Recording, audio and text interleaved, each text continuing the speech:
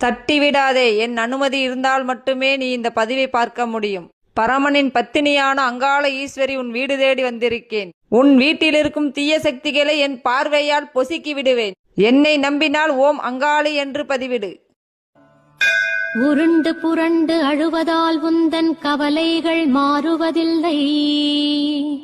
இருண்டு வறண்டு போன வாழ்க்கை இனிமேல் உனக்கு இல்லை. இது வேண்டும் என அது வேண்டும் என நீதான் வேண்டவும் வேண்டாம். துவண்டு போன உன்னை காப்பேன், அதை நீ மறக்க வேண்டாம். விழுவதும் எழுவதும் என்றும் இழுக்கல்ல, அதை நீ ஒத்துக்கொண்டால். விழுந்ததை மூடி மறைப்பது இழுக்கு, இதை நீ மறந்திட வேண்டாம். காயங்களெல்லாம் மாயங்களாகும், உண்மையை ஒத்துக்கொண்டால்.